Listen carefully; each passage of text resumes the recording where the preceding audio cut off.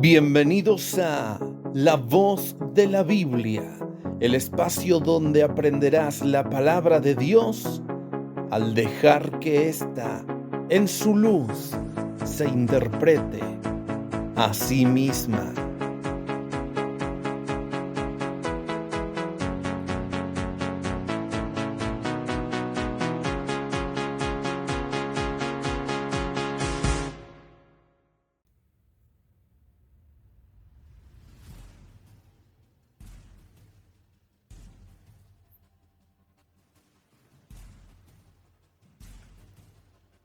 Hoy no es un episodio más. Hoy cerramos. Después de todo lo expuesto, de cada texto analizado, de cada argumento presentado, hemos llegado al punto final. Bienvenidos a este episodio 10 sobre el rapto. Hola, Diego. Bueno, antes de empezar, esto debe quedar muy claro, que en este episodio terminamos. Así es, no vamos a intentar responder a cada objeción posible. Las que han sido hasta este momento, sí. Las que vengan es muy probable que no, porque justamente creo que es el momento de dar con el episodio final, por una razón muy simple. Que si intento cerrar todos los cabos sueltos en este tema, la tarea puede hacerse agobiante e infinita. Es que es así, cuando el hilo principal no se sostiene, los cabos sueltos caen solos. Así es, no estoy aquí para contestar cada pregunta que pueda surgir, sino para examinar si la enseñanza se sostiene bíblicamente. Si el fundamento es débil, tampoco hace falta responder todo para que el fundamento débil quede en evidencia. Y este puede ser un gran problema si no lo entendemos por una simple razón. Hay muchas personas que deben entender lo siguiente: la Biblia debe ser aceptada tal cual está escrita. No podemos agregarle presunciones personales. Si la Biblia ha dejado en claro, y de hecho así fue, que no hay posibilidad alguna de separar arrebatamiento de segunda venida final, entonces mis presunciones pasan a ser justamente eso, presunciones.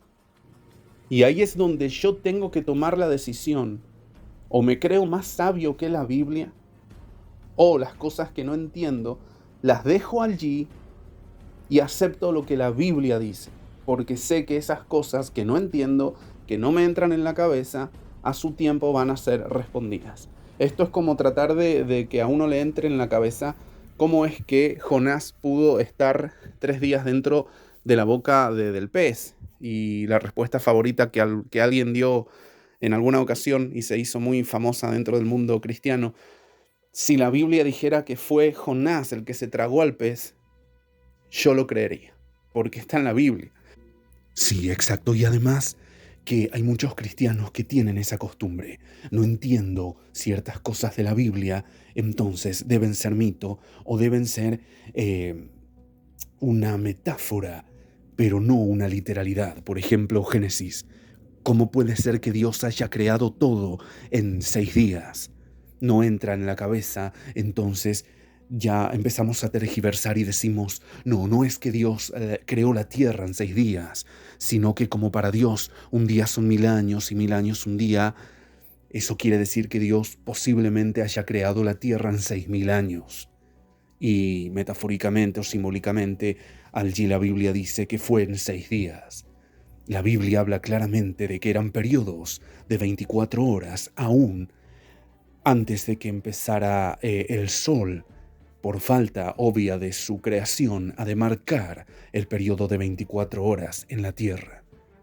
No, sí, es que además es una costumbre peligrosa. Como no entiendo algo de la Biblia y no calza en mi mente con el método científico, con el método económico, político, con el método, si nos vamos a escatología, hay un oyente que a mí me dijo que científicamente o matemáticamente, por la lógica pura del momento devastador de juicios sobre la tierra, Hay cosas que no son posibles de entenderse si el rapto de la iglesia o el arrebatamiento fuese al final de todo, porque no hay posibilidad, porque las personas no van a poder estar en los cultos domingueros, no van a poder estar reunidos en las congregaciones, no van a poder estar viviendo en paz. ¿Cómo es que pueden estar comiendo, bebiendo, casándose y dándose en casamiento si en aquel tiempo ya va a estar todo destruido? Claro, pero esas son presunciones.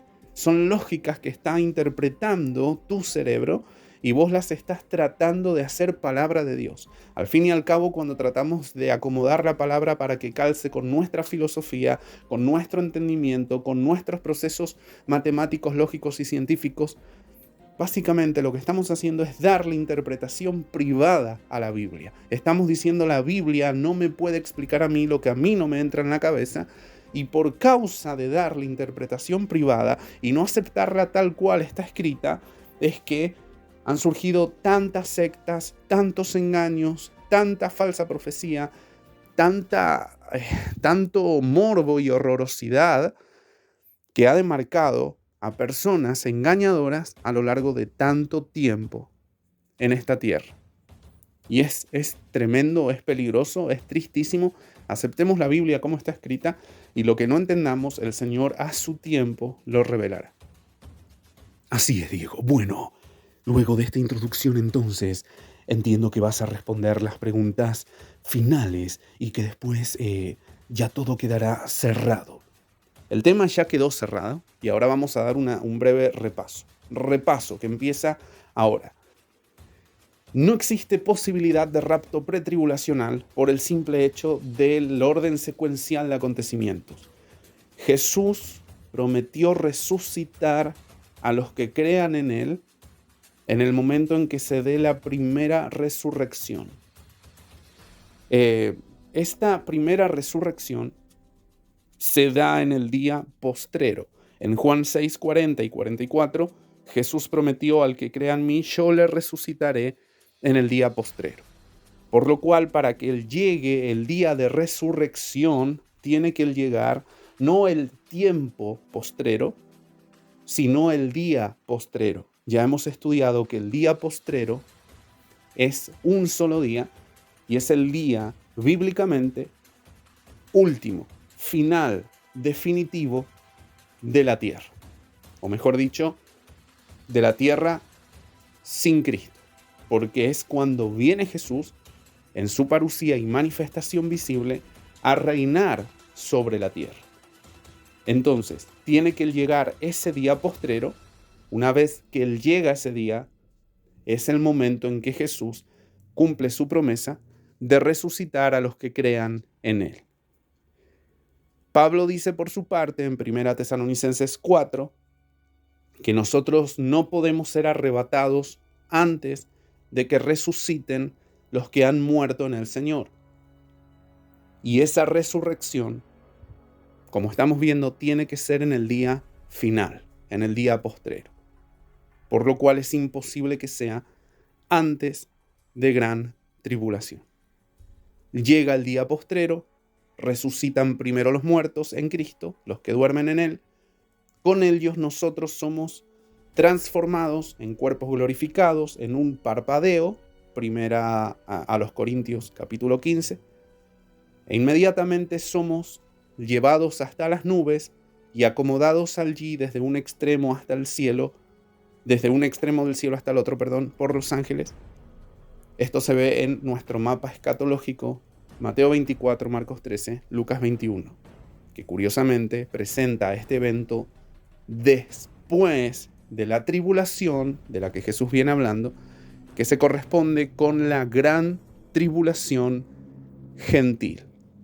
Digo gentil porque la gran tribulación es una profecía de doble cumplimiento, que justamente fue en el año 70 después de Cristo, en la aflicción de Jacob, cuando se destruyó el templo de Jerusalén, y en el futuro será la gran tribulación para los gentiles por parte de la persecución del anticristo con su marca de la bestia. Después de todo eso, Jesús dice que Él viene a buscarnos. Quedamos acomodados en las nubes por lo cual se infiere que es el mismo pasaje, Mateo 24, Marcos 13 y Lucas 21, de 1 Tesalonicenses 4, porque nos quedamos en el aire para nosotros recibir al Señor. No nos recibe Jesús a nosotros en el aire, sino al revés. Nosotros le recibimos a Él. Jesús viene, se abre el cielo, se ve el rostro de Dios, literalmente de Dios Padre, en el cielo, el arca del pacto, y a Jesús viniendo sobre las nubes. Viene el Señor, sí, nosotros le estamos esperando, y tiene que cumplirse lo manifestado en Hechos 1:11, que de la misma manera en que Jesús se fue, tiene que regresar. Si Jesús hizo un solo ascenso completo, tiene que hacer un solo descenso completo.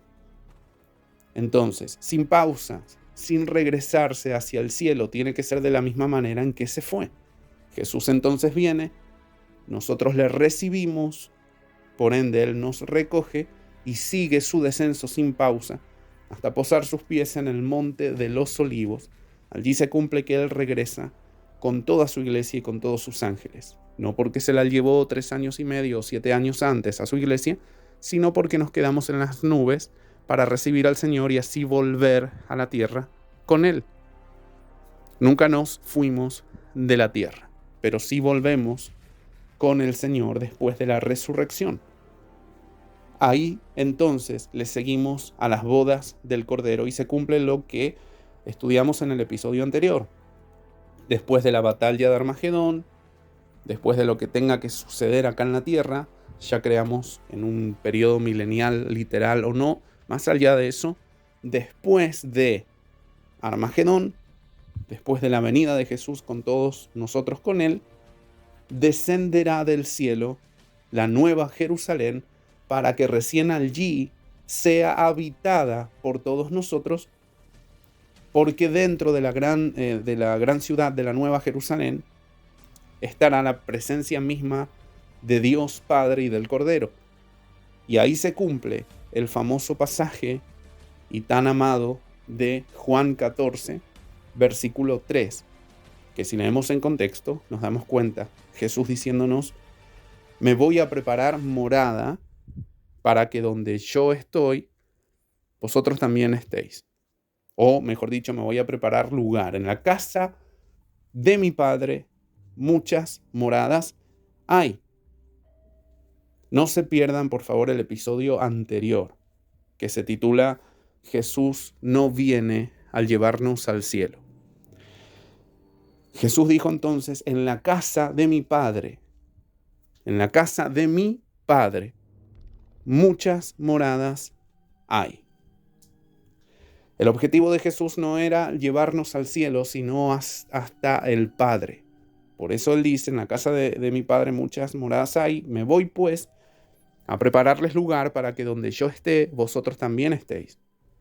La intención de Jesús en ese pasaje no es el llevarnos al cielo, porque inmediatamente tras decir esto, el Señor les dice, y saben a dónde voy, obviamente a prepararles lugar, y conocen el camino. Estoy parafraseando, pero sin salirme del contexto, porque la Biblia tiene que leerse contextualmente. Me voy a prepararles lugar en las moradas de mi Padre, y ustedes saben dónde voy y ya conocen el camino. Felipe le dice, Señor, no sabemos a dónde vas, ¿cómo vamos a conocer el camino? Y aquí, con la respuesta de Jesús, queda en claro cuál es la intencionalidad del Señor, dónde nos quiere llevar. Y él le dice, Felipe, yo soy el camino, la verdad y la vida, nadie viene al Padre si no es por mí. Jesús aquí no está diciendo, yo soy el camino, la verdad y la vida, nadie va al cielo si no es por mí, sino que está diciendo nadie va al Padre o nadie viene al Padre si no es por mí. Denotándose en la respuesta del Señor contextualmente de que Él va a prepararnos lugar para que estemos donde Él está, donde esté el Padre, no necesariamente en el cielo, sino donde el Padre esté. El Señor se va al cielo, nos prepara lugar en esas moradas, pero esas moradas están en la nueva Jerusalén, que ahora indefectiblemente está en el cielo. Una vez que ya el Señor haya terminado de construir ese lugar para nosotros, o de prepararnos lugar, descenderá a la nueva Jerusalén del cielo con la misma presencia del Padre en ella. Por lo cual se cumplirá de que ahí Jesús ha venido a buscarnos para que donde Él esté, que es con el Padre, nosotros también estemos. En la nueva Jerusalén, no en el cielo, sino aquí en la tierra, después de su manifestación pública y visible, que es la segunda venida y el mismo momento del arrebatamiento de la iglesia. No hay forma de separar arrebatamiento de segunda venida. Le esperamos en el aire para así estar siempre con el Señor, dijo Pablo. El texto no dice, le esperamos en el aire para irnos al cielo. No, el texto dice, le esperamos en el aire para recibir al Señor y así estar siempre con Él. No hay forma de introducir un rapto secreto aquí. Perfecto, Diego. Te he dejado hablar sin interrumpirte, porque es un tema que exige concentración, pero además toda nuestra atención.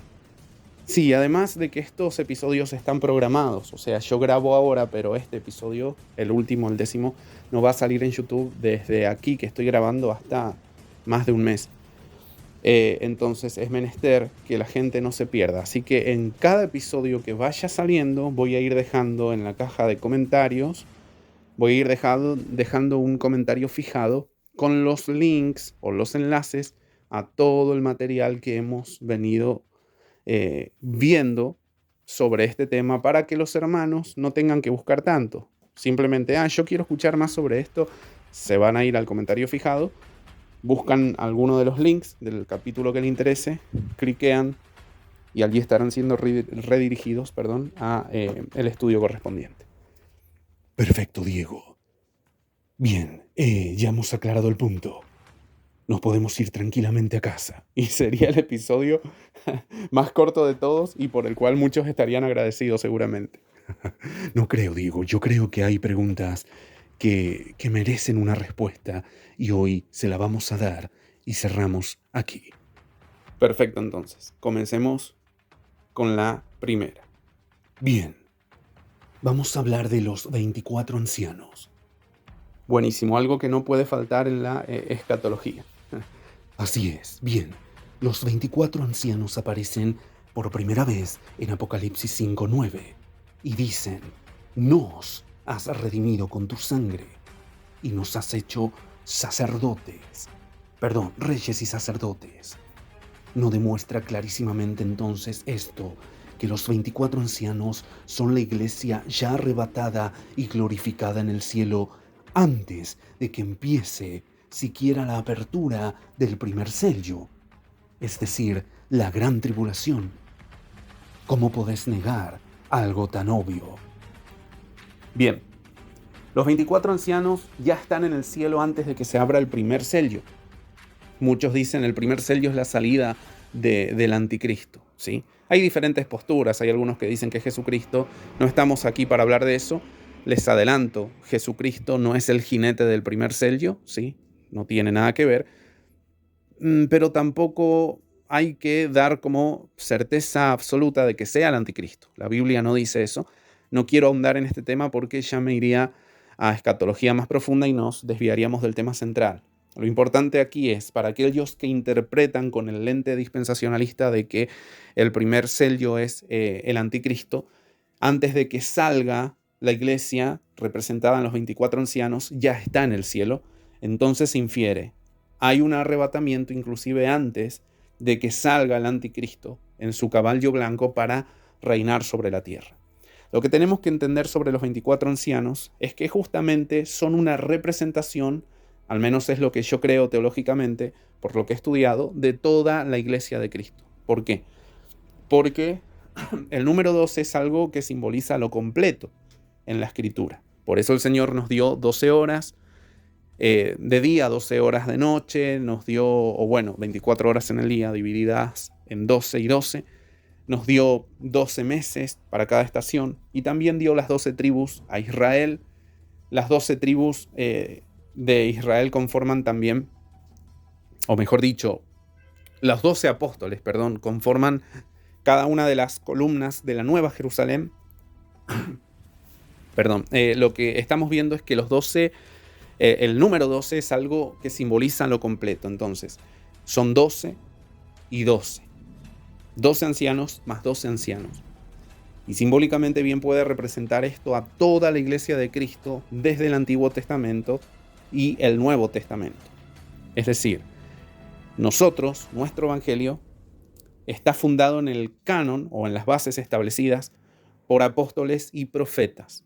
Los profetas en el Antiguo Testamento, los apóstoles en el Nuevo. Los patriarcas fueron en el Antiguo Testamento 12, las 12 tribus de Israel, el pueblo escogido por Dios en el Antiguo Testamento, y ahora en el Nuevo Testamento los 12 apóstoles, ¿sí? Conforman también las columnas de la Nueva Jerusalén, ¿sí? Que también trae consigo a las 12 tribus de Israel, ahora en Cristo. Lo que nos tiene que quedar en claro entonces es el número 12, representando Antiguo Testamento, y el número 12 representando a Nuevo Testamento. 12 patriarcas, Antiguo Testamento, tiempo de ley; 12 apóstoles, Nuevo Testamento, tiempo de gracia. 12 y 12 igual a 24. Los 24 ancianos que fueron salvos y forman ahora la iglesia del Cordero. La iglesia de Cristo es formada por los miembros del Antiguo Testamento. Sí, obviamente, porque todos somos salvos en Cristo. Todos somos salvos por gracia. Ni siquiera en el tiempo de la ley alguien se salvaba por la ley. La Biblia dice que la ley no puede salvar. Si la ley no puede salvar, en el Antiguo Testamento, en que se vivía bajo la ley de Dios, tampoco podía salvar. Entonces, los que murieron bajo la ley tuvieron que esperar la venida de Jesús y su muerte y resurrección para poder ser salvos, no por la ley que guardaron en el Antiguo Testamento, sino por la resurrección de Jesucristo cuando Él vino a la tierra. Clarísimo. Sí. No lo había pensado. Claro, cuando Jesús entonces muere, en esos 3 días en que estuvo muerto, dice la palabra que Él bajó a las profundidades de la tierra y obviamente fue a hacer una tarea allí abajo, y no fue otra que la de exponer su obra redentora. Por lo cual, acá ya nos desviaríamos muchísimo del tema. No voy a entrar en profundidad, solo voy a decir eso. Aquí hizo la obra redentora para todos los que habían muerto bajo la ley, pero que murieron obedeciendo a Dios. Ellos no podían ser salvos por la ley, tuvieron también que esperar a Jesucristo, y así conforman hoy en día a la iglesia de Cristo. Los que murieron en el antiguo pacto también pertenecen a la iglesia del Cordero. Muy interesante. Así es muy interesante. Entonces, los 24 ancianos serían una representación simbólica de toda la iglesia de Cristo. Ahora el tema es el siguiente. Con esta pregunta y todas las que vendrán, tenemos ya que sacarnos los lentes dispensacionalistas, porque ya vemos que no calzan con la suma de la palabra de Dios. Si vos venís con un lente dispensacionalista, obviamente vas a tratar de llevar bajo ese lente lo que leas a una interpretación que se base en apoyar el lente con el que estás viendo las cosas. Si sos dispensacionalista, vas a tratar de acomodar todo lo que leas en escatología bajo tu credo, bajo tu sistema. Pero ya hemos demostrado que el sistema dispensacionalista no puede sostenerse cuando se lo enfrenta con la suma de la palabra de Dios. Ya con el resumen que di al principio de este episodio, tiene que quedarnos en claro de que no existe posibilidad de un arrebatamiento pretribulacional, separado de segunda venida. Por lo cual, nuestro lente ahora debe ser uno que sí pueda sostener el sistema de credo en cuanto al estudio escatológico. Y este es el post-tribulacionismo. Una vez que leemos con este lente, cambia. Este lente que sí puede sostenerse cuando es confrontado con la Biblia, cuando leemos con un lente post-tribulacionista, que es más allá del nombre que puede causar rechazo, es el único lente que la Biblia acepta para que entendamos escatología, ya nuestro sistema de pregunta cambia. Y ya no nos preguntamos, ¿cómo puede ser que los 24 ancianos, siendo la iglesia del Cordero, esté en el cielo antes de gran tribulación, sino que nos preguntamos si la iglesia del Cordero no puede ser arrebatada antes de gran tribulación porque es imposible, porque la Biblia no lo permite. Entonces, ¿quiénes son los 24 ancianos? Y cuando nos damos cuenta de que efectivamente sí son la iglesia de Cristo y que están allí hechos ya reyes y sacerdotes desde antes de que se abra siquiera el primer sello, que no necesariamente es el anticristo y no necesariamente es el comienzo de la gran tribulación, no es el comienzo. Puede que lo sea, puede que no. Sale el jinete del caballo blanco primero, ¿sí? Y eso no demarca que inmediatamente empiece una gran tribulación. La gran tribulación es un periodo de 42 meses y no sabemos después de cuánto tiempo comenzará a regir desde que salga el primer jinete del caballo blanco. O sea que hay muchas maneras de interpretar escatología. En realidad lo que nosotros tenemos que hacer es mantenernos en el Señor para que las cosas sean reveladas en su tiempo, ¿sí? Y nos dé sabiduría. Y va a salir ya un momento en el que salga el anticristo, salga la marca de la bestia y todo lo que ya sabemos, pero no es conveniente que estemos pensando en cuál sea el jinete, cuándo empieza, porque podemos cometer el error de decir, bueno, acá empezaron ya los 7 años, cuento 3 años y medio y empieza sí o sí la gran tribulación. La Biblia no habla de 7 años divididos en 2 fases. Eso es semana 70 dispensacionalista, y la semana 70 tiene un cumplimiento doble en el sentido simbólico, en lo que es nuestro tiempo, pero se cumplió totalmente en la literalidad de la misma allá en el año 70 después de Cristo. Episodio correspondiente creo que es el número 3. Sí, que los oyentes oigan desde el principio.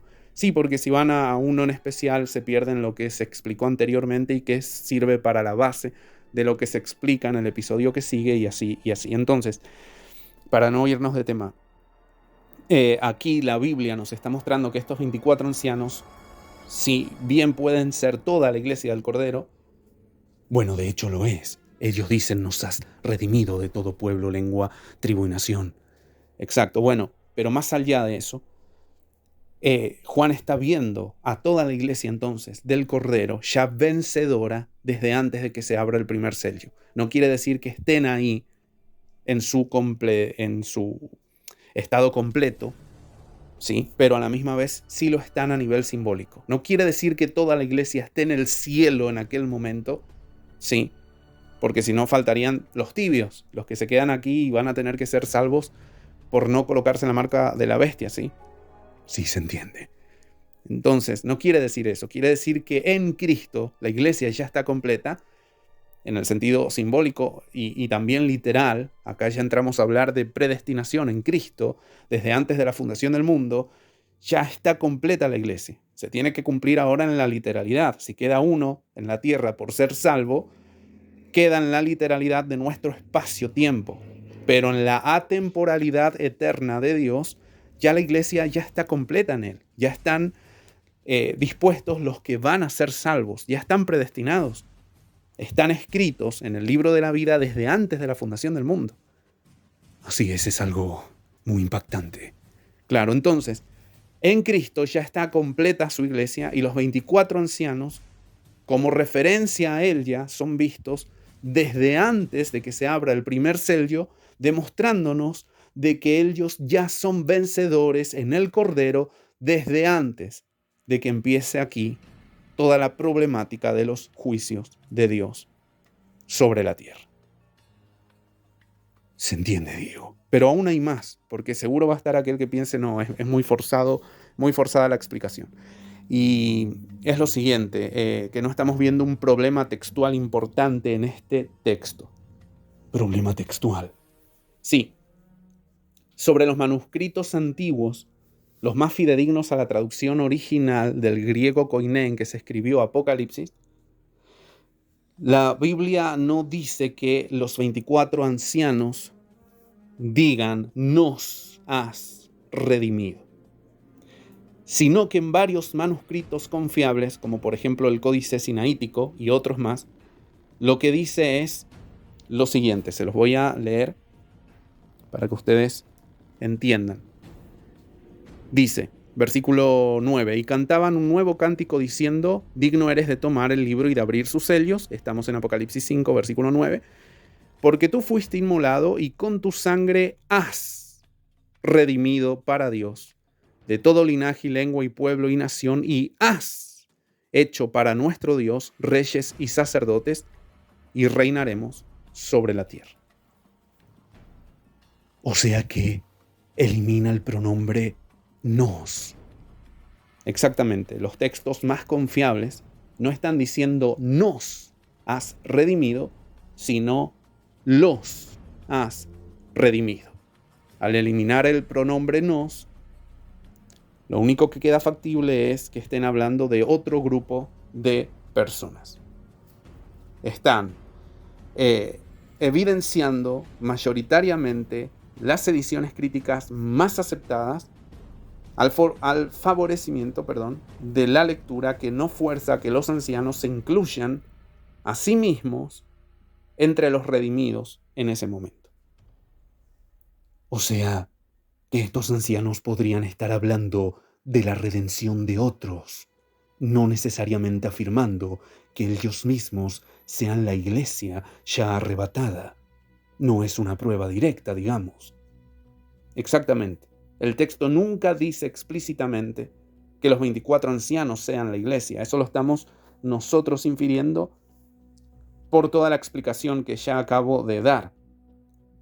Pero aparecen en un entorno completamente celestial, están sentados en tronos alrededor de Dios, junto a los 4 seres vivientes, en una escena continua de adoración. La función de estos parece más representativa y celestial que una identificación literal de la iglesia ya raptada. Claro, esto es clave. Yo ignoraba esto. No sabía que los textos más antiguos decían tal cosa, que no incluían el pronombre nos. Pero nos da un equilibrio, porque una interpretación muy sólida y ampliamente aceptada es que justamente representan simbólicamente al pueblo completo de Dios en toda la historia de la redención. Lo que ya habías explicado, los 12 patriarcas, las 12 tribus de Israel, los 12 apóstoles de la iglesia, lo que encaja perfectamente con la nueva Jerusalén descrita en Apocalipsis 21, versículos 12 al 14, donde la misma tiene 12 puertas, con los nombres de las 12 tribus y con los 12 fundamentos puestos con los nombres de los apóstoles del Cordero en cada uno de ellos. Entonces podrían representar al pueblo redimido en su totalidad. Así es, pero no significa que literalmente estos 24 ancianos sean la iglesia ya arrebatada y glorificada en el preciso momento de la apertura del primer sello. De hecho, es imposible. La iglesia no puede estar arrebatada antes de que se abra el primer sello, porque ya sabemos, Jesucristo viene al final de todo. Entonces, el problema cronológico serio que se presenta en Apocalipsis 5 es que la historia redentora todavía está en pleno desarrollo.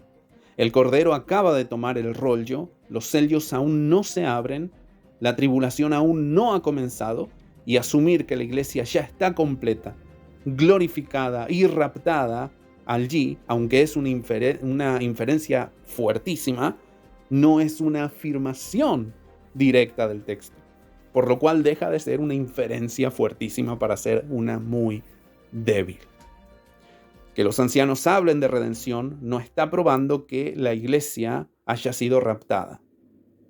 Pueden ser una representación simbólica del pueblo de Dios, pueden ser seres celestiales con una función representativa, o pueden ser testigos de la redención. La Biblia no dice los 24 ancianos son la iglesia, la Biblia no dice son ángeles. Puede ser otra clase de seres que Dios creó. La Biblia no lo dice. Donde la Biblia calla, nosotros debemos callar. Pero donde la Biblia ya explicó un tema, nosotros no podemos meterle interpretación privada. El símbolo de los 24 ancianos puede apuntar a la iglesia, pero no establecer el momento del rapto.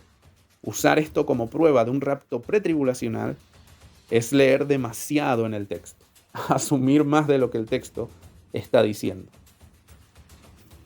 Tremendo, Diego, ¿no? Además de que los textos originales no usan el pronombre nos. Así es. Así es. Puede ser que estén hablando de ellos o puede ser que estén hablando de otros. Lo más factible es que estos 24 ancianos estén hablando de otros. Si habla de otros, ya entonces se cae la creencia de que esté siendo la iglesia arrebatada antes de que surja el jinete del primer sello. Y si no habla de otros y se refieren a ellos mismos, la explicación calza con lo que ya expliqué.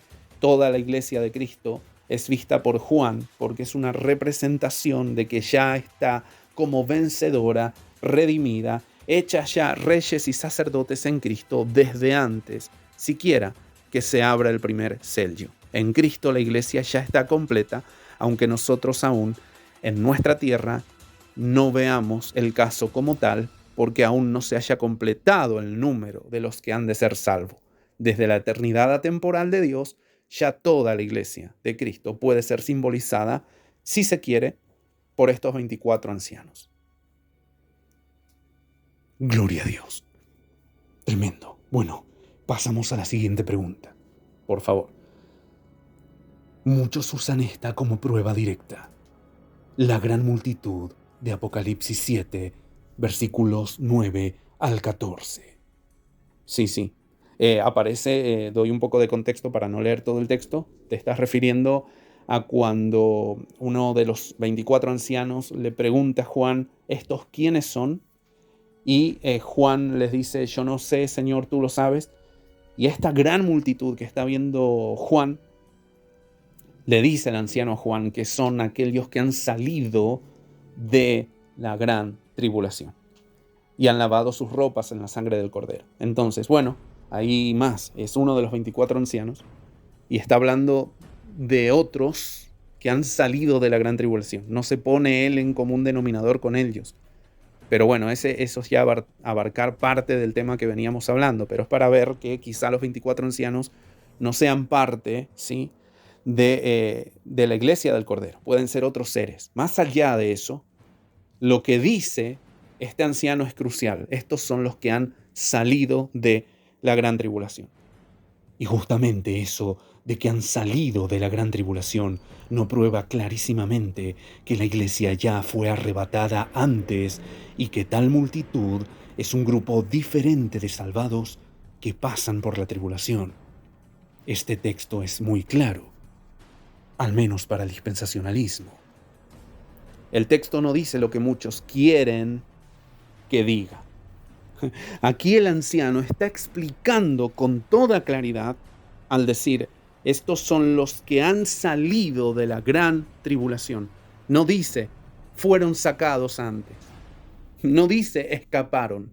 Dice que pasaron por ella y salieron de ella. Sí, lo que ya explicaste anteriormente, si mal no recuerdo. Sí, lo que ya rompe la lectura pretribulacionista directa. Uno no puede salir de algo si primero no está dentro de ese algo. Y otra vez vuelvo a lo mismo que en el episodio anterior. Cómo leemos marca la diferencia sustancial de cómo interpretamos. Estos son los que han salido de la gran tribulación y nosotros asumimos, han salido antes de. No, acá el texto está diciendo los que han salido de. Y si yo estoy en mi casa, puedo salir de mi casa porque ya estuve dentro de mi casa. Para salir desde dentro de, primero tienes que estar en el dentro de. Para salir de una situación, primero tienes que estar dentro de la situación. Bueno, pero yo podría decir, me evité este problema. Es como decir, salí de este problema. No, si evitaste el problema, nunca entraste, por lo cual nunca saliste de ese problema. Exacto. Lo que pasa es que esto es clave, porque muchos dirán, Diego, pero estás tratando de literalizar todo lo que dice el texto. Pero es que no es lo más loable, ¿no es acaso lo que produce que leamos de manera confiable la palabra de Dios? Porque el dispensacionalismo es literalísimo para lo que quiere ser literalísimo, pero es puro simbolismo para lo que le conviene que sea puro simbolismo. Acá leamos como dice el texto, estos son los que han salido de la gran tribulación. Si han salido de la gran tribulación, primero tuvieron que estar dentro de ella y de la gran tribulación solo se podrá salir con la muerte. Claro, o si no atravesarla hasta el final. Exactamente. O se sale con la muerte o se la atraviesa hasta el final, que también sería salir de ella, pero gracias a la venida de Jesucristo, que viene a salvarnos, sí. Pero si morimos dentro de ella, también salimos de ella. Por eso acá viene algo clave, algo bonus que quiero dar. Esta gran multitud que ve aquí, Juan, es la que ha salido de la gran tribulación. Por lo cual son las mismas almas que él ve, que Juan ve, cuando se abre el quinto sello en Apocalipsis capítulo 6. A ver, por favor, yo quiero que leas eso. Bien, vamos a Apocalipsis 6, versículo 9 en adelante. ¿Querés leerlo? Sí, dice: Cuando abrió el quinto sello, vi bajo el altar las almas de los que habían sido muertos por causa de la palabra de Dios y por el testimonio que tenían.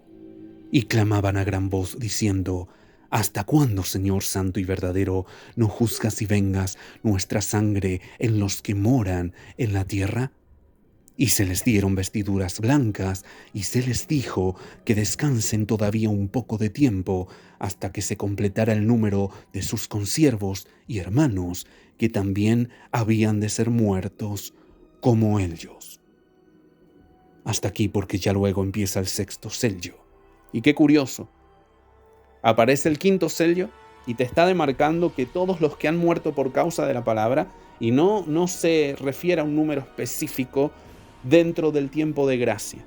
Esto bien puede abarcar inclusive a los que han muerto desde el Antiguo Testamento.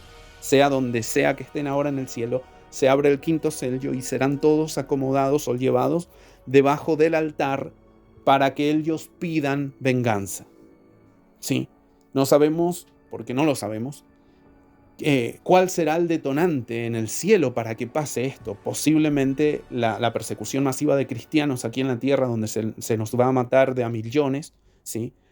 Puede ser que el clamor y la llegada de tantas almas al cielo haga que justamente en el quinto sello vayamos todos, si es que hemos muerto, vayamos todos y seamos llevados ante el altar o debajo del altar para empezar a pedirle a Dios: Señor, ¿qué pasa? Nos están matando a todos y vos no estás haciendo nada, Señor. No nos estás vengando. ¿Hasta cuándo vas a permitir que esto ocurra? Y se nos unan en clamor aquellos que desde el Antiguo Testamento fueron muertos. O mejor dicho, sí, todos los que en el Antiguo Testamento murieron, se nos unan en ese clamor y allí se nos diga: esperen, porque tiene que completarse el número de sus consiervos, que también han de morir así como ustedes, por causa de mi palabra. Entonces, Juan acá lo que está viendo es que en el quinto sello se juntan las almas, se les dice que esperen un poco más de tiempo, y ¿qué pasa en el sexto sello que ya hemos estudiado anteriormente? Claro, viene Jesús. Ajá, los sellos están en el orden secuencial en que se da todo el mapa escatológico apocalíptico dentro de ellos. El quinto sello es la persecución masiva de creyentes, la muerte de todo creyente que pueda haber, ¿sí? Pero no todos van a morir, algunos van a quedar vivos. Lo esencial es que Dios sabe quiénes van a ser mártires, y cuando se complete el número de los que van a ser mártires, ¿sí? Ahí recién entonces el Señor va a venir a buscar a su iglesia en el sello que le sigue, que es el sexto. Amén. No, es que esto es tremendo. Pero eso no es lo que yo te quería decir, era otra cosa. Hay más, a ver, decilo. Estas mismas almas son la multitud que estamos viendo después en Apocalipsis 7. ¿Cómo puede ser? Esta multitud está directamente conectada con el quinto sello de Apocalipsis 6. Las almas de los mártires debajo del altar claman por justicia. No son una gran multitud, aparentemente, porque Juan no expresa que ve una gran multitud, ve almas debajo del altar. A estas almas se les dice que esperen hasta que se complete el número de consiervos y hermanos que han de ser muertos como ellos, y ya en Apocalipsis 7 vemos exactamente esa consumación. Ya no son unos, entre comillas, pocos mártires, ahora es una multitud innumerable de toda nación, tribu, pueblo y lengua que no fue llevada al cielo arrebatada en un rapto pretribulacional, porque eso no existe, pero son los que han salido de la gran tribulación, muertos por su fe, matados por su fe, mártires. Esto es glorioso, pero aterrador. Lo es. Se nos va a matar de a millones de cristianos. Vamos a ser una gran multitud si es que entramos en el número ya predestinado por Dios de los que hemos o no de ser muertos por causa de la palabra. O sea, no, es terrible. Es terrible y a la vez glorioso. Estos son los que han salido de la gran tribulación y han lavado sus ropas en la sangre del Cordero. Que el Señor nos dé la fuerza para llegar, para estar firmes en aquel momento que será tan terrible. Amén, así es. ¿Y quiénes son? No son la iglesia escapada, son creyentes que perseveraron y fueron fieles pasando por la tribulación. Están delante del trono, vestidos de blanco, con palmas en las manos, adoran día y noche. Pero el texto no dice que ya tengan cuerpos glorificados, algo que pasa cuando regresen con Cristo, ni que sean la iglesia completa raptada. Pueden perfectamente entonces ser almas redimidas en el estado intermedio, esperando la resurrección final. Y esto se refuerza en Apocalipsis 15:2. Acompáñame, por favor, a Apocalipsis 15:2. No me has dejado choqueado, nunca lo había visto así. Dice Apocalipsis 15:2, vi también como un mar de vidrio mezclado con fuego, y a los que habían alcanzado la victoria sobre la bestia y su imagen, y su marca y el número de su nombre, en pie sobre el mar de vidrio, con las arpas de Dios.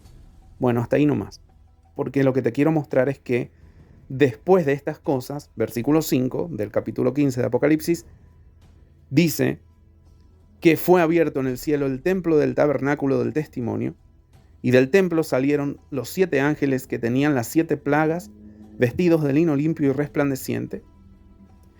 Y sigue diciendo, versículo 7, y uno de los 4 seres vivientes dio a los 7 ángeles 7 copas de oro llenas de la ira de Dios, que vive por los siglos de los siglos. ¿Qué estás infiriendo en el texto? De acuerdo al orden escatológico en que pueden estarse dando estos eventos. Bien, me obligas a pensar. A ver.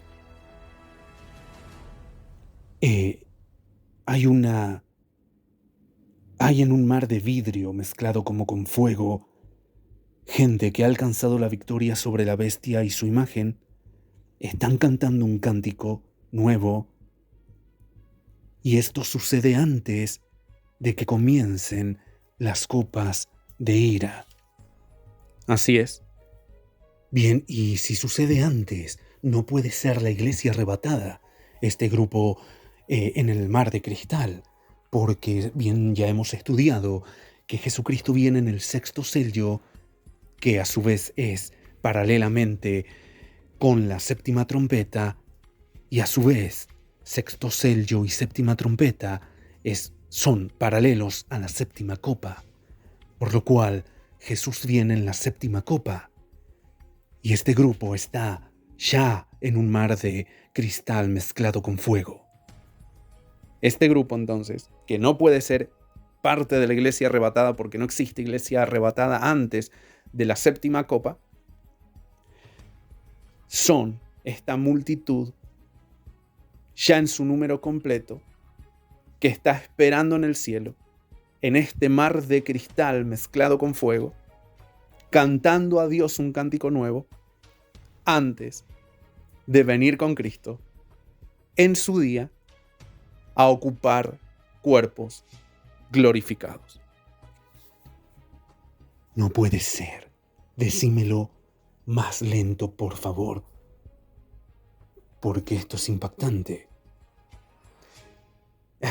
pueden perfectamente estas almas allí, en el mar de cristal mezclado con fuego, ser las que han sido redimidas, ¿sí? Que han muerto por Cristo, que han salido de la gran tribulación siendo mártires, ya estando en su número completo. Aquí Juan no dice que ve una gran multitud, pero se entiende por el contexto de toda la suma de la palabra de Dios que hemos venido estudiando desde el episodio 1.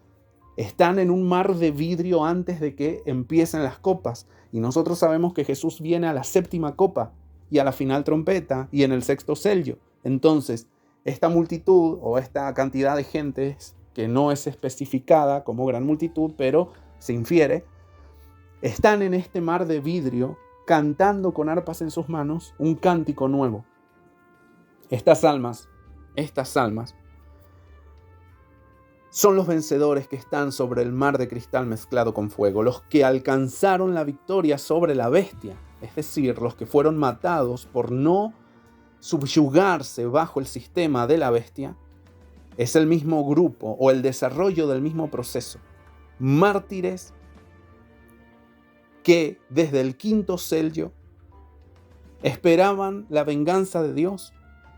Luego fueron esa multitud consumada en el capítulo 7 y vencedores sobre la bestia, ya en su número completo aquí en el capítulo 15. Almas en ese mar de cristal a punto de venir con Cristo en su día final para ocupar cuerpos glorificados. Son las almas que vienen a resucitar. Glorioso. Gloria a Dios. Amén. Gloria a Dios. Nunca lo había visto así. Por eso, cuando leemos con los lentes correctos o con el lente correcto la palabra de Dios y sabemos que no puede haber rapto pretribulacional, empiezan a cerrarnos muchas piezas. Empieza a cerrarnos. A ver, se abre el quinto sello, empiezan a clamar la venganza a las almas de los mártires por causa de la fe. Después vemos que ya no son unos pocos mártires. En Apocalipsis 7 ya son una gran multitud que vienen siendo mártires saliendo de la gran tribulación porque la atravesaron. Y después vemos que hay un grupo de personas que están cantando en un mar de vidrio antes de que acontezca la séptima copa, ¿sí? Y el que ha seguido con atención los estudios se dará cuenta que esto es antes de Apocalipsis 16. Y ya en Apocalipsis 16, versículo 15, Jesucristo viene en la guerra de Armagedón. Todo esto sucede en un orden secuencial. Capítulo 15 y 16 se puede estudiar secuencialmente. Las almas que vienen a ser resucitadas acá y a ocupar cuerpos glorificados para que después, juntamente con ellos, nosotros seamos arrebatados, están en ese mar de cristal, ya diciendo, Jesús, volvemos con vos a la tierra. Gloria a Dios. Amén. Así es.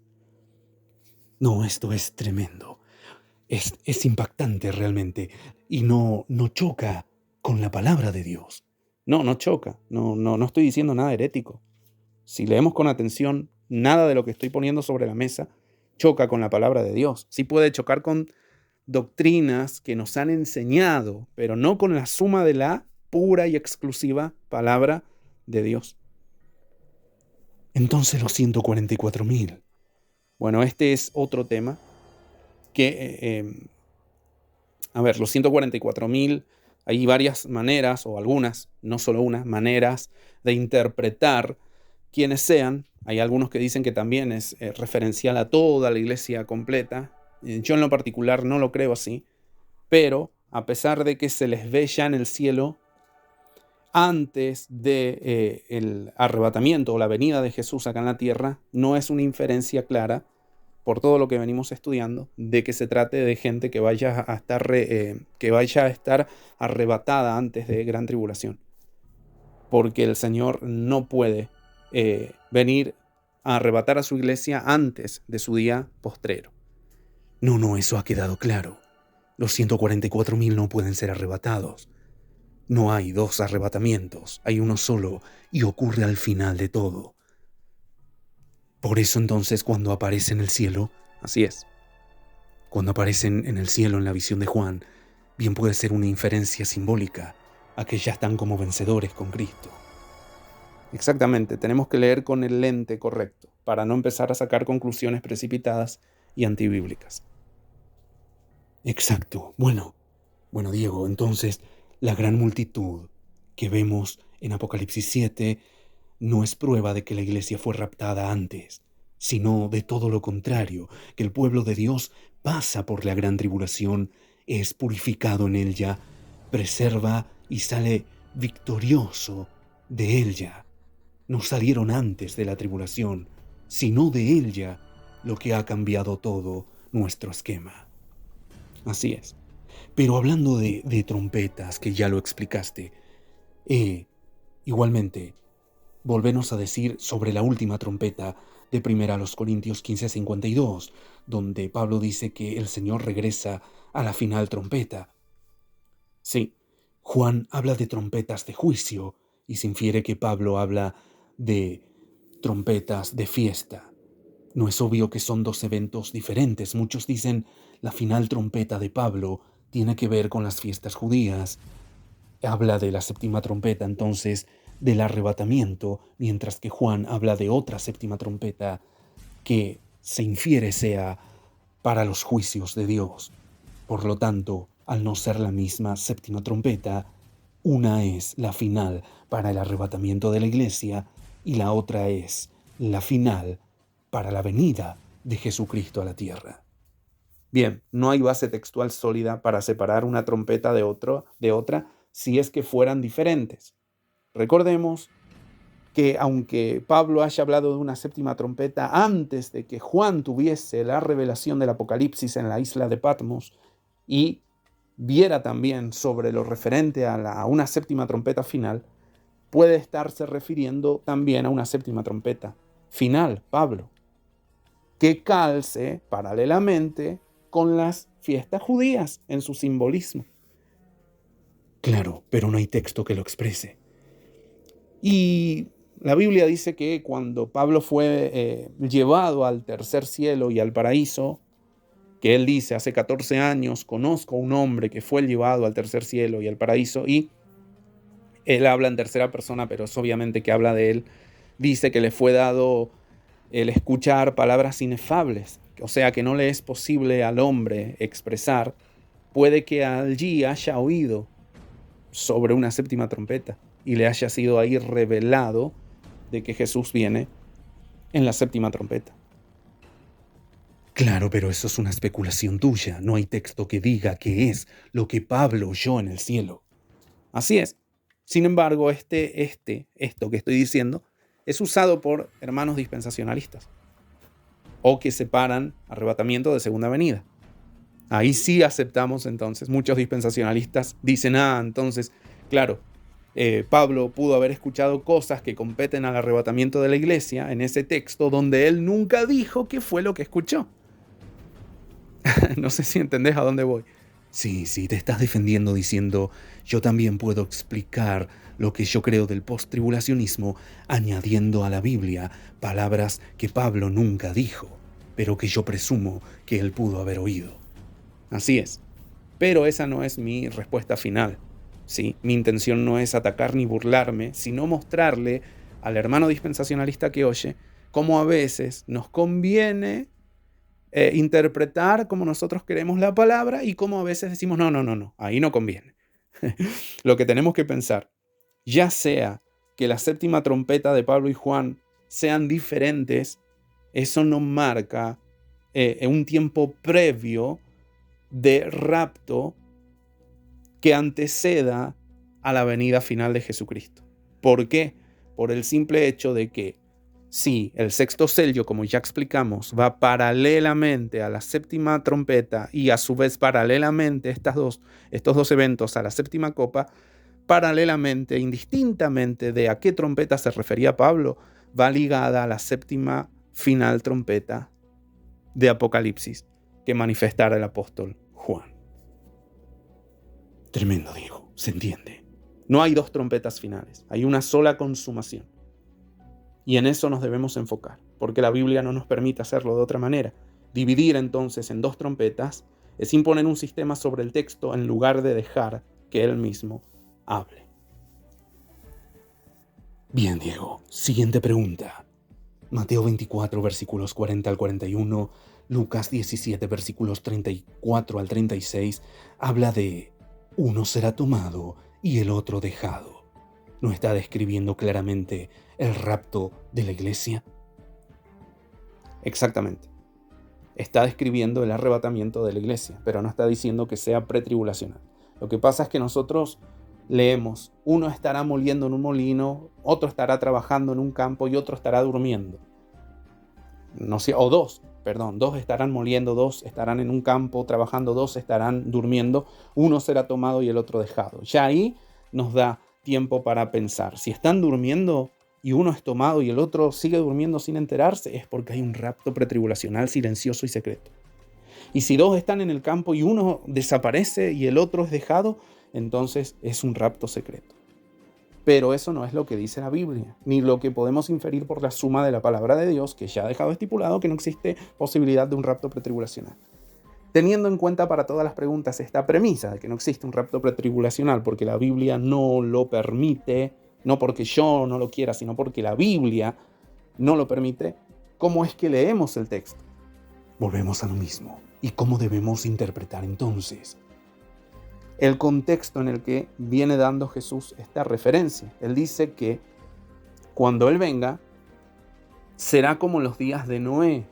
Muchos estaban comiendo, casándose, dándose en casamiento, bebiendo. No entendieron sino hasta que vino el diluvio y se los llevó a todos. ¿A quiénes se llevó el diluvio? A los impíos. ¿Y a quiénes dejó? A los justos, Noé y los suyos.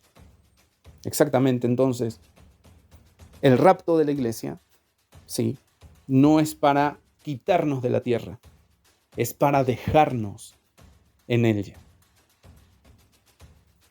Claro. ¿Quiénes reciben la tierra por heredad? Los mansos. Nosotros no estamos llamados a recibir el cielo por heredad, sino la tierra. El trigo se queda en la tierra, la cizaña es arrancada. No, así es. El diluvio vino y se llevó a todos. Fue algo sorpresivo, pero ¿para quién? Para quienes no le esperaban. Claro, Noé ya sabía que venía el diluvio. Y predicaba seguramente que venía el diluvio, ¿sí? Y la gente no le creía. Si no lo predicaba con sus palabras, lo hacía con su ejemplo. Estaba construyendo un arca gigante y la gente fue sorprendida por el diluvio a pesar de las advertencias inequívocas y explícitas de Noé. Claro. ¿A quiénes sorprenderá la venida de Jesús? ¿A quiénes sorprenderá el día del Señor que viene como ladrón en la noche? A los impíos. A los que están en tinieblas. Entonces la sorpresa no es para aquel que espera, sino para aquel que no está esperando. Por eso el día del Señor, como ya explicamos en el episodio anterior, no es silencioso, no es invisible, pero hemos confundido sorpresa con invisibilidad. Es sorpresivo, pero también es sorpresivo para aquellos que no le están esperando, no para los que sí estamos esperando el regreso de Jesús. Por lo cual, que dos estén en un campo o en un molino o durmiendo y uno sea tomado y el otro dejado, se infiere de la siguiente manera. El que sea tomado no es tomado para ser llevado al cielo, ¿sí? Sino el que es dejado en la tierra es en el que nos debemos enfocar. Porque el diluvio a unos se llevó y a otros dejó sobre la tierra. Y nosotros estamos llamados a ser dejados en la tierra, no tomados.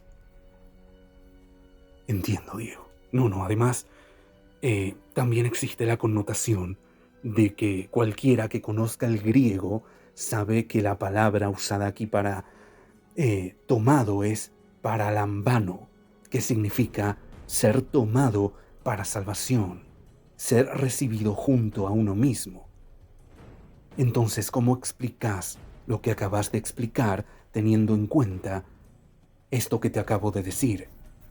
Que aquí la palabra tomado es paralambano, lo que quiere decir que el que es tomado para salvación, No podés negar el significado del griego en este texto. El contexto es el que manda. Jesús mismo ya lo dio inmediatamente antes. En Mateo 24, versículos 37 al 39, ¿qué es lo que dice? Dice, mas como en los días de Noé, bueno, lo que acabas de decir, así será la venida del Hijo del Hombre. Así es, en los días de Noé, antes del diluvio, estaban viviendo la vida loca, bebían, comían, se casaban, y cuando Noé entró en el arca, no entendieron hasta que vino el diluvio y se los llevó a todos. Pregunta clave, ¿a quiénes se llevó el diluvio? Volvemos a lo mismo. Entonces, a los injustos. Así es, volvemos a lo mismo. Entonces, la palabra griega tomado, aunque sea paralambano, que sí puede significar tomar consigo, recibir, asociar, ¿sí? De cualquier forma se determina por el contexto, no por el diccionario aislado. Y aquí el contexto inmediato en el diluvio es que se los llevó, es decir, apolyumi, que es destruyó a los impíos. Por eso tomado aquí significa ser alcanzado por el juicio o ser quitado en el juicio. Así es. Lucas lo hace más claro en su capítulo 17, versículo 37. ¿Qué dice? Lucas 17, 37. Dice, ¿dónde, Señor? Y Jesús responde, donde esté el cuerpo, allí se juntarán también las águilas. Exactamente. Bueno, esto es lenguaje claro de muerte, cadáveres y aves de rapiña, es decir, un juicio público, no un traslado glorioso y secreto. En paralelo con Noé y Lot, esto es consistente. Los justos, Noé en el arca, Lot sacado de Sodoma, permanecen protegidos, mientras los impíos son destruidos o quitados. El patrón es que los impíos son tomados o quitados en juicio, mientras que los justos permanecen. El error común entonces es invertir la lectura, decir tomados es igual a raptado o salvado y dejado es igual a perdido. No. Jesús está enseñando absolutamente lo contrario. Los que son tomados son los que entran en juicio. Entiendo, uno será tomado y el otro dejado para recibir la tierra por heredad. Así es, no describe el rapto secreto de la iglesia, sino la separación que ocurre en el momento del juicio visible del Hijo del Hombre. Amén. En los días de Noé, los que fueron tomados no fueron salvos, fueron arrasados por el diluvio. Y el contexto y el griego leído correctamente lo dejan más que claro. ¿Se entiende? Lo que pasa es que muchos leen y dicen, a ver, estamos hablando de periodo de gran tribulación, de catástrofes, de juicios de Dios sobre la tierra. Es imposible que dos estén durmiendo y uno sea... O sea, es imposible que dos estén durmiendo. Y es imposible que haya sistema de trabajo. Dos están en el campo y dos están trabajando y hasta hay dos en un molino. A ver, hay personas que dicen eso y quiero detenerme en esto que sé que lo vas a preguntar más adelante, si me permitís responder esta pregunta. Sí, por favor, a ver. Hay algunos que dicen, es imposible que el sistema post-tribulacionista se sostenga porque estás hablando de un tiempo donde van a estar comiendo, bebiendo, casándose y dándose en casamiento, y eso no es equiparable a cuando ya Jesús venga en su segunda venida, porque para ese momento van a ser tantos los juicios de Dios, las plagas, las copas, en fin, 7 truenos que dan sus voces y que no sabemos qué digan, pero son juicios de Dios seguramente. Entonces, como va a estar todo siendo destruido, no va a haber paz en el mundo, ni para que digan paz y seguridad, sí, porque ya va a estar todo destruyéndose, y tampoco para que la gente esté pensando en comer, beber, darse la gran vida, casándose y seguir un curso normal de la vida. Entonces, mucho menos van a estar trabajando, no van a poder trabajar porque el sistema de la marca de la bestia no les va a permitir comprar ni vender, por ende no va a haber trabajo, ¿sí? Sí, se entiende la pregunta y es la que te iba a hacer. Claro, y yo quiero responderla ahora. Esas son inferencias que se hacen sobre lo que imaginamos que va a pasar. Aunque la Biblia hable de juicios, aunque la Biblia hable de un tiempo catastrófico, la Biblia jamás habla de que haya gente que no vaya a poder seguir haciendo su vida normal.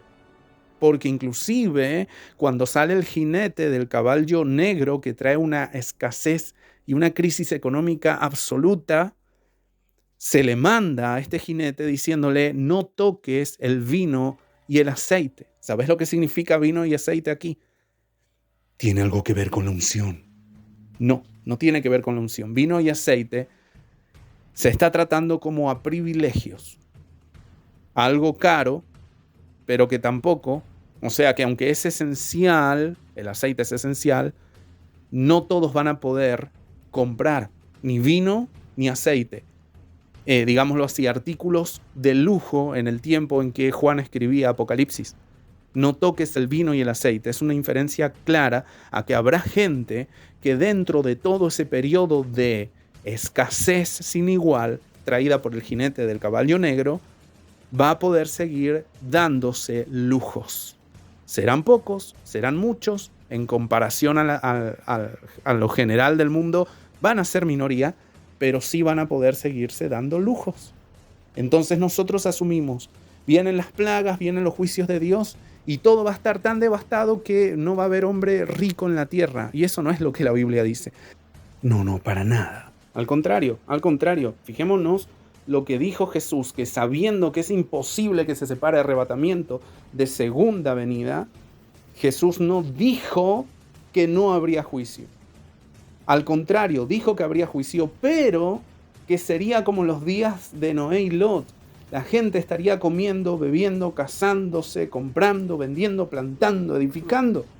Viviendo con tal normalidad, ¿sí? Hasta que vino el diluvio y cayó el fuego en el tiempo de Lot.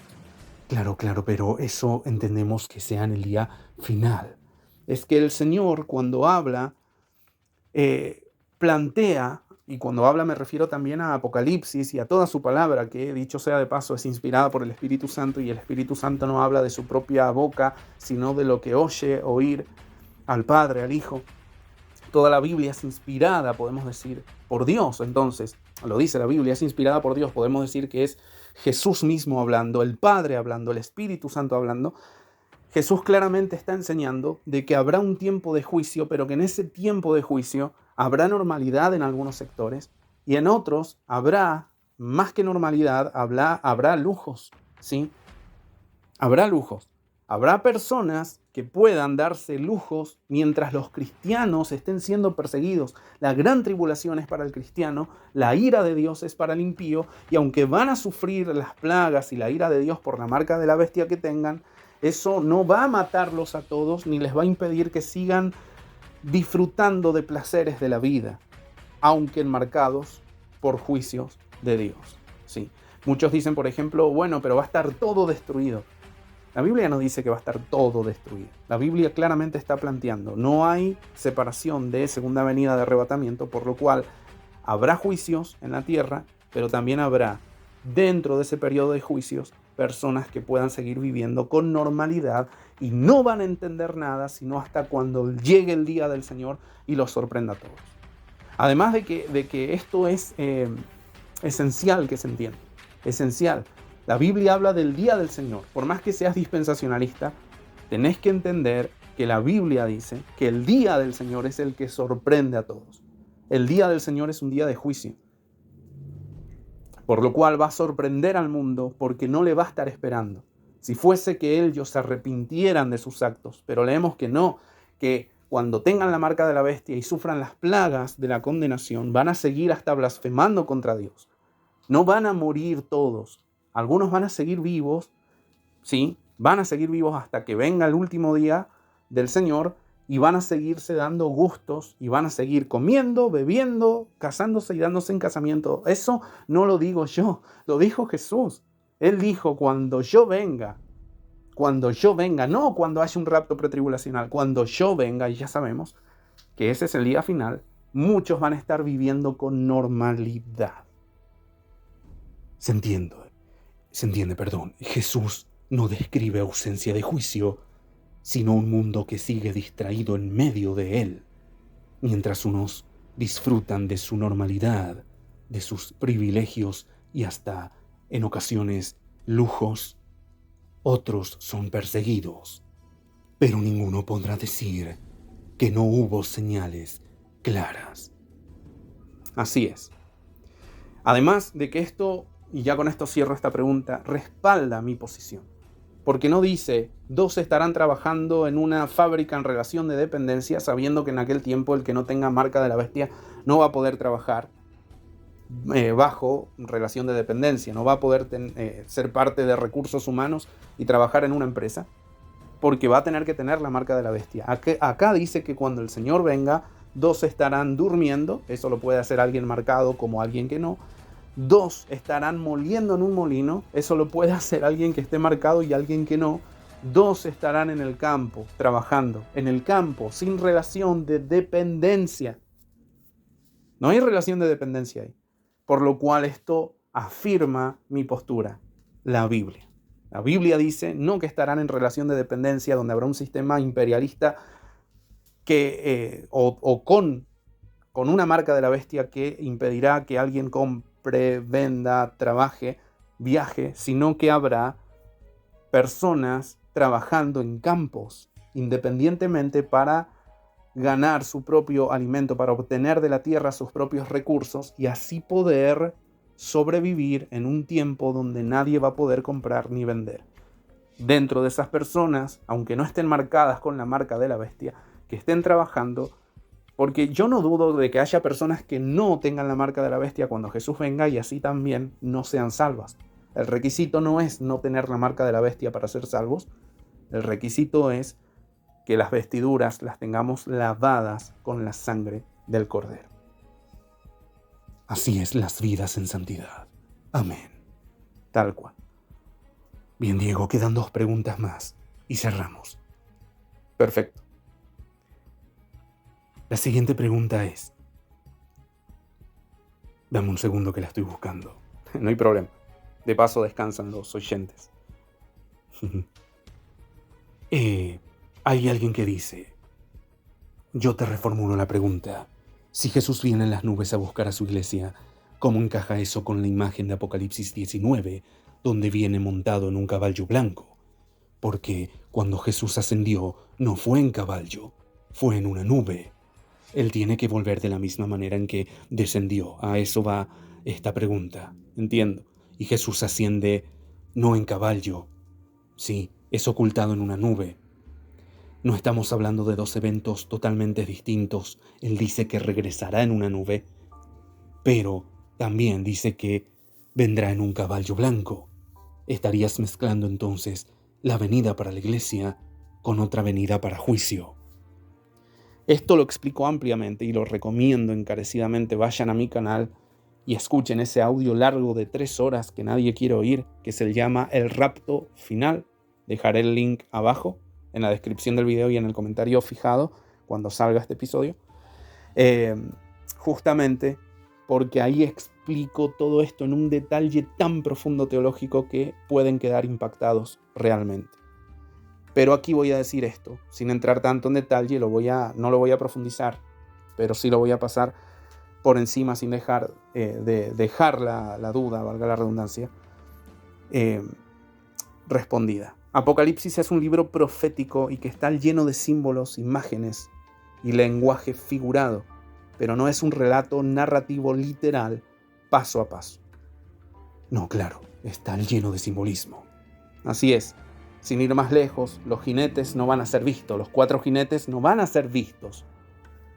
No vamos a ver el jinete del caballo blanco y lo vamos a ver por la tele, que ya salió. No, y disculpen la ironía, pero entendemos que es un pasaje simbólico. Así es. Bien, entonces el caballo blanco comunica victoria, autoridad y conquista militar, y en el caso del Señor, divina. No es necesariamente un detalle literal de transporte. Sí, entiendo. Si vamos a Isaías 63, vemos al mismo Señor viniendo en juicio con vestiduras manchadas de sangre. ¿Has leído Isaías 63? Sí, lo he leído. He seguido tu temática de 3 horas. El varón de Bosra. El varón de Bosra. Bien.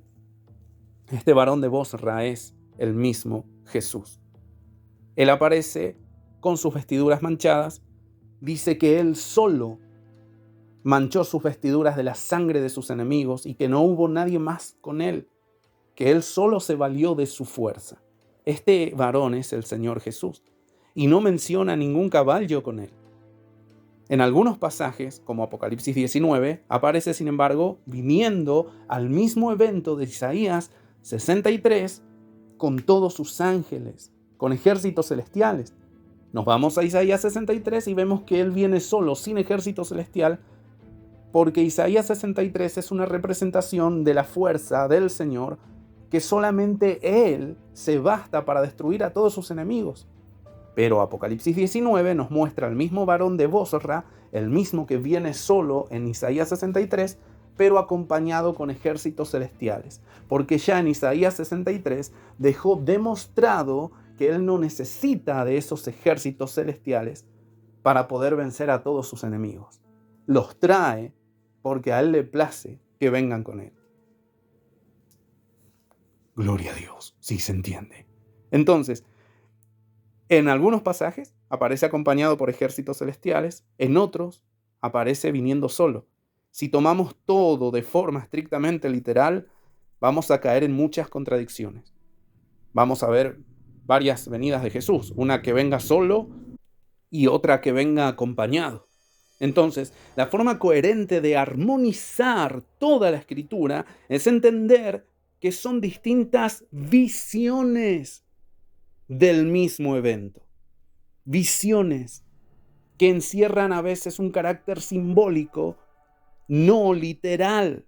El regreso visible, glorioso y judicial de Cristo se presenta en dos visiones que, aunque son distintas, aunque aparecen simbologías distintas, demarcan el mismo evento. La simbología es para entender ciertos aspectos del juicio, no la literalidad del mismo. Se entiende. El caballo no define el evento. La venida de Cristo en gloria y juicio, sí. Cuando interpretamos símbolos como si fueran cronología literal, terminaremos multiplicando eventos que la Biblia jamás separa. Amén. Vamos a la última pregunta. Sí. Bien, la última pregunta es, ¿y es acaso la más agresiva y fuerte de todas? Y después quiero hacerte una yo personal. O sea que quedan dos preguntas. Sí, vamos a la del oyente, que es la última que tenemos aquí, y después yo quiero hacerte una que va, quizá, tendrá que ser tocada muy metódicamente por vos, porque aunque yo puedo imaginar la respuesta, podemos llegar a herir susceptibilidades. Es muy potente. Bien, perfecto. Vayamos entonces a la del oyente primero. Bien, te la he propuesto así. Según vos, tu enseñanza postribulacionista no solo está equivocada, sino que le roba la esperanza a la iglesia, contradiciendo a Pablo, Pedro y Juan. Hace que estemos esperando al anticristo en lugar de a Cristo. ¿Cómo sostenés esto? A la luz de toda la Escritura, explícame cómo es que sos capaz de robar la esperanza a la gente creyente. Wow, sí, es muy atacante, muy agresiva esa pregunta, pero está perfecta para ser respondida y agradezco al oyente que me la ha hecho. Bueno, la suposición equivocada que hay que derribar primariamente es que la gran esperanza de la iglesia es escapar de la tribulación mediante un rapto secreto, porque la Escritura coloca la esperanza en un lugar muy diferente, en un tiempo muy diferente, que es la manifestación visible y gloriosa de Jesucristo. Te voy a leer un par de textos que son clave por sus palabras originales en el griego en que fueron escritas. ¿Me querés acompañar? Sí.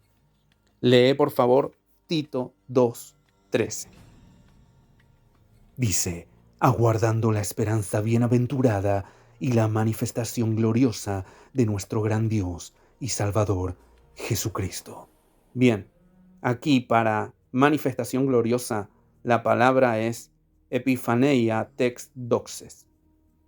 Es decir, manifestación, aparición visible, resplandor público, es lo que significa epifaneia. Así es, no dice que nuestra esperanza está en un rapto secreto. No, todo apunta hacia el día de la manifestación pública de Jesucristo. Pasemos al siguiente, Hebreos 9:28. Dice, aparecerá por segunda vez para salvación de los que le esperan. Resumiendo. Así es, aparecerá esta palabra es bastante difícil, es ofdesetai, que quiere decir que será visto, aparecerá a la vista de todos. Otra vez, 1 Corintios 1:7 dice, esperando la manifestación de nuestro Señor Jesucristo.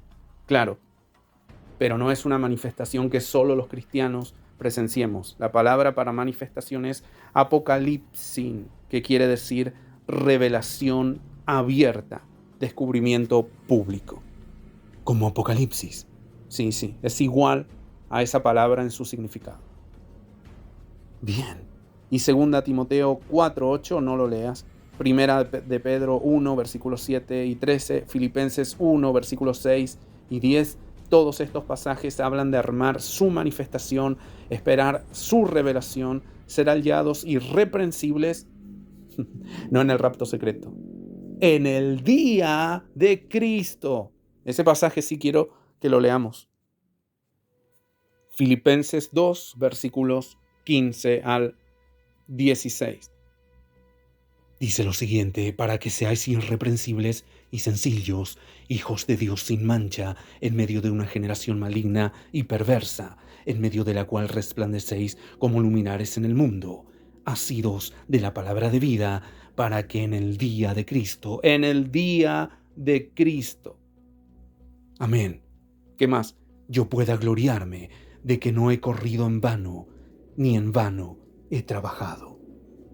La recompensa no se ve en el rapto de la iglesia secreto, pretribulacional, que no existe, sino en el arrebatamiento que sí existe, que es el jarpazo de la iglesia, pero en el día de Cristo, que ya nos hemos cansado de estudiar, que es el día de la ira de Cristo, el día de Shabej, el día de su segunda venida. Inclusive cuando Pablo corrige en la iglesia de Corinto, y lo hace muy severamente porque es preciso que así sea, a alguien que se acuesta con la mujer de su padre, y la tiene como mujer incluso, él dice que su cuerpo, el cuerpo de este adúltero o fornicario, sea entregado a Satanás para destrucción de su carne, a fin de que su espíritu viva. ¿Y qué dice? Está en 1 Corintios 5:5.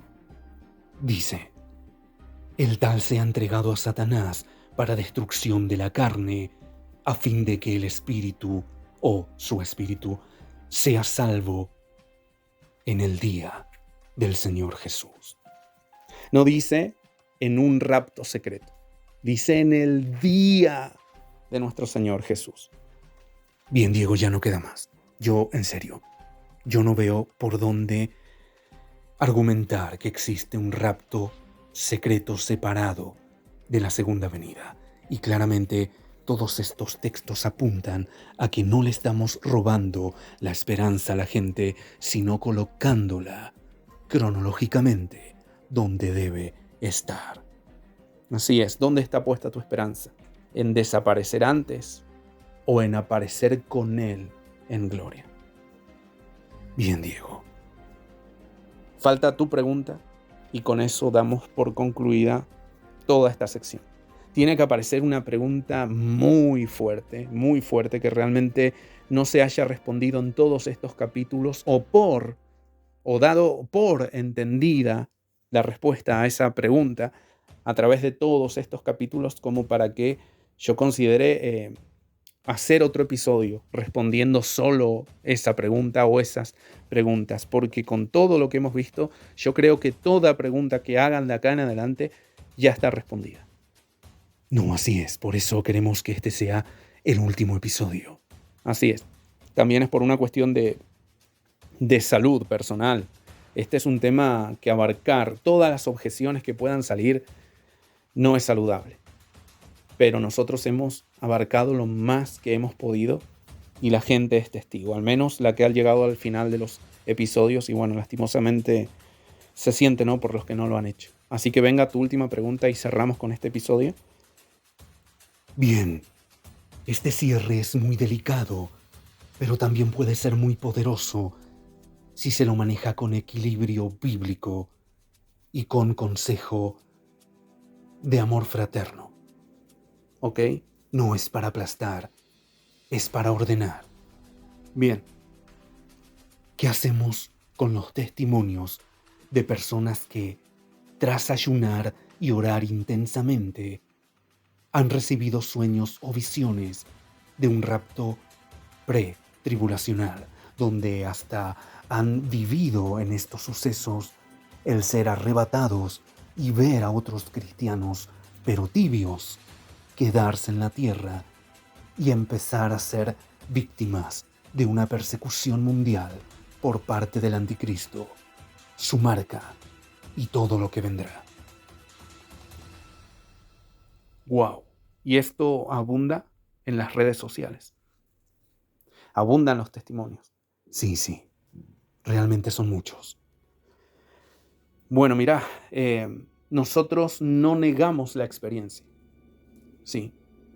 Porque la Biblia no niega que habrán sueños, visiones, revelaciones. Hechos 2:17, sin ir más lejos, confirma: vuestros jóvenes verán visiones, vuestros ancianos soñarán sueños, etc. Es decir, que Dios puede hablar, Dios puede mostrar, pero la experiencia no es autoridad final.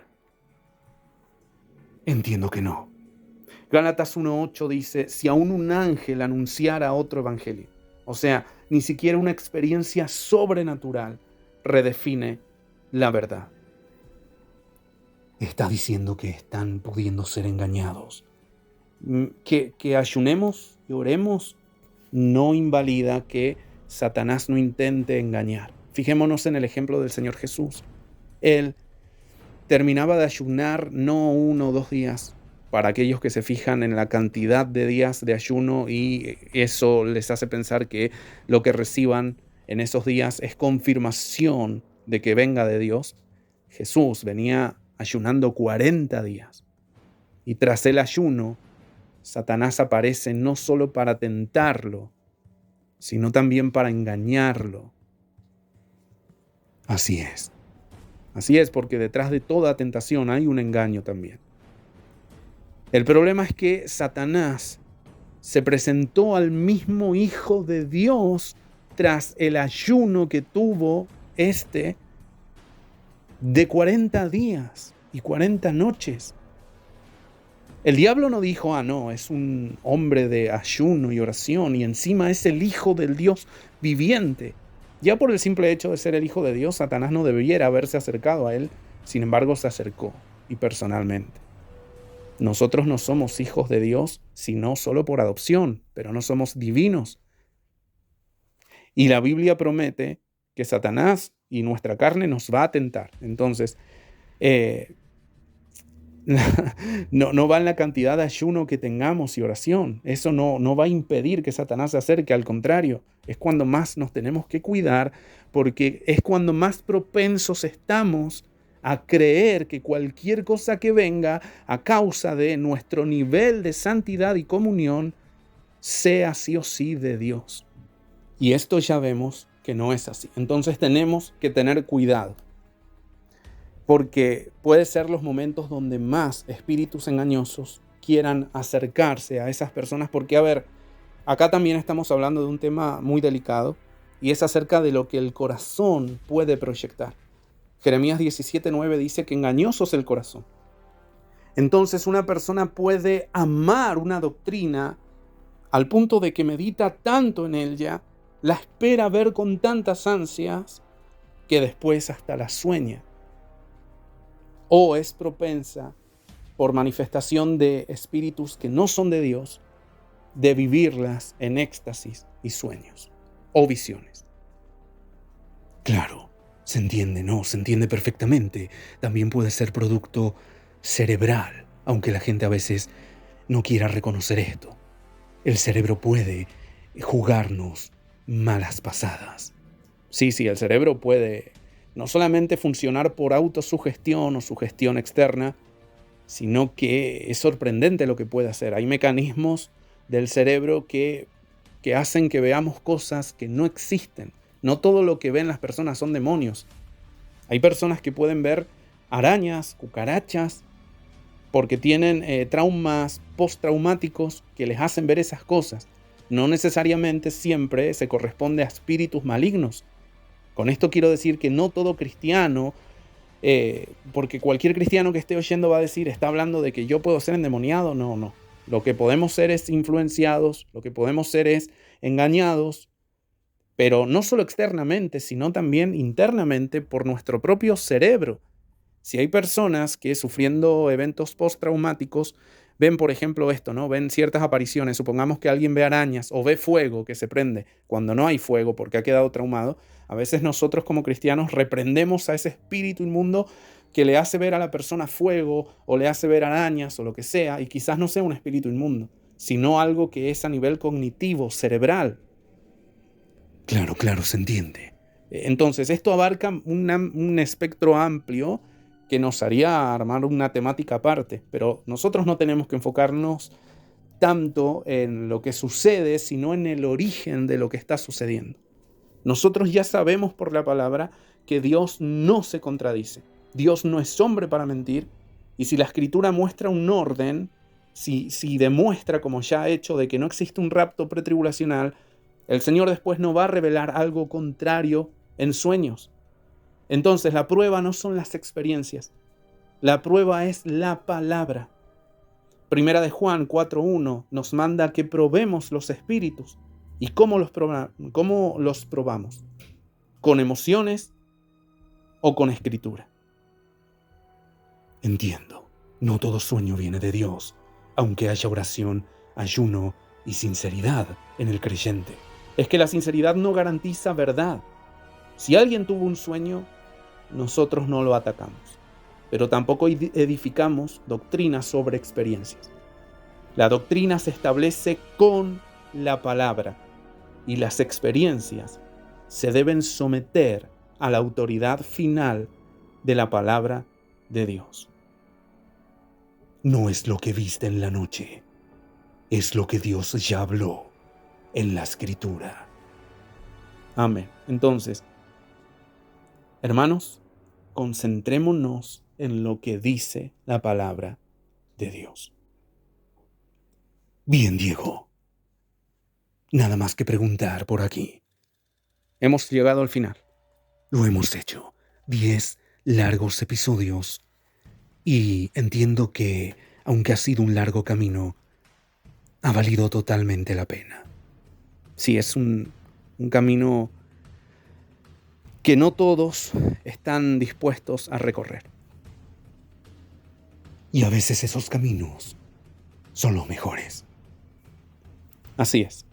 Estudiar la palabra de Dios y hacerlo eficazmente no tiene comparación. Y es mucho mejor que estar basándonos en doctrina, en películas, en libros, hasta en dibujos animados, como Los Simpsons.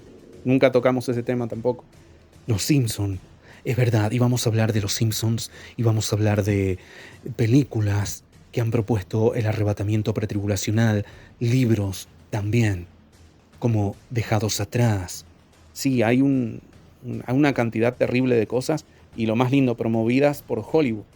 Así es, que hace Hollywood metido en todo esto. El engaño de Satanás tiene que llegar por distintos flancos, entonces es obvio de que las películas hollywoodenses y los dibujos animados de gran potencial como Los Simpsons, gran fama mundial, no podían quedar atrás. Yo siempre he dicho algo: si Satanás ha creado un rapto pretribulacional, no solamente lo tiene que amparar, sino que lo tiene que hacer famoso, y por algo lo hace. Esto va a traer cola, hermanos. El que crea que hay un rapto pretribulacional y el que no, a su tiempo va a ver que esto va a traer consecuencias. Yo ignoro cuáles sean, bueno, más o menos imaginamos cuáles pueden llegar a ser, Sí, puede haber suicidios, eh, puede haber desesperanza en muchos cristianos, puede haber apostasía de la fe. Sí, sí, algo se trae Satanás entre manos para los tiempos finales, cuando empiezan a surgir cantidad de falsos profetas diciéndose yo soy el Cristo. Ya han surgido algunos, pero van a surgir más. Y cuando empiecen las catástrofes apocalípticas, esto va a traer repercusiones por haber estado esperando un rapto secreto y pretribulacional. Por eso nosotros atacamos esta doctrina, no a las personas que creen en ella, pero sí a la doctrina, porque nuestro objetivo es defender con ansias santas la palabra de Dios. Nuestra ansia, entiéndase como ardor, ¿sí? Y vamos a contender ardientemente por los fundamentos verdaderos de la fe, que son siempre en sana doctrina y respetando la interpretación bíblica que ella misma se da a sí misma, la misma Biblia interpretándose a sí misma, a través de la suma de la palabra de Dios. Nada más que acotar. Seguiremos entonces, si el Señor lo permite, en otros episodios, hablando de otros temas. Pero hasta aquí hemos llegado con el rapto de la iglesia. Gracias por habernos acompañado en todo este largo recorrido. Muchas gracias de verdad y hazle parte de esta bendición, de estos audios, a aquellos que conozcas que precisen salir del error. Que Dios les bendiga a todos. Shalom.